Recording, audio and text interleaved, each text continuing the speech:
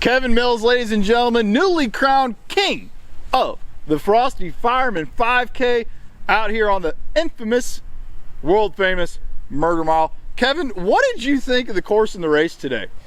Man, it was nice being back on this course. It's been some time, and this course was very interesting in this cold weather.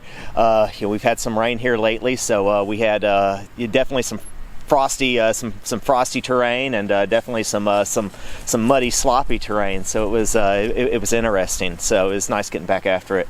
Beared the moniker of that Frosty Fireman name. Now, absolutely. You've ran, let's just call it a plethora of loops out here in the summer. Have you run a lot of cold weather loops?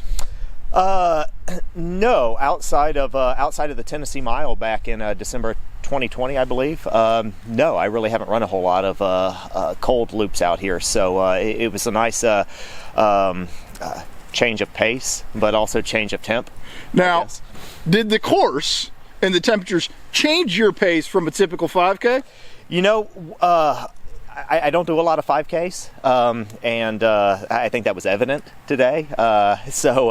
They hurt, but I was talking to somebody a little bit ago, and it's interesting because I almost feel like running this course in the warm weather. I want to say brings out the best in you, but I think it's easier to get warmed up, and I actually think it's easier to get comfortable in the warmer weather. It definitely took a while to really settle in and get comfortable in this cold weather. I think a lot of the ups and downs climbing, it's a shock to the muscles, and they have no idea what you're doing to them. So it was interesting. Exactly right. With temps were right around 30 degrees at the start today, and with only 3 loops in those hills, it's certainly hard to actually get warm. Do you wish you had a few more hours out here to keep going?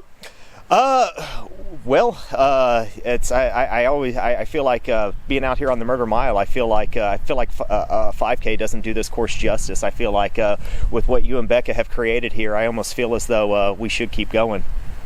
You're certainly free to keep running today. We don't discourage it. Absolutely, we encourage it for people to keep on getting loops today. Kevin, if there's any advice that you've got to give somebody coming out to run this course in June, run it in cold weather, what's the key ingredient?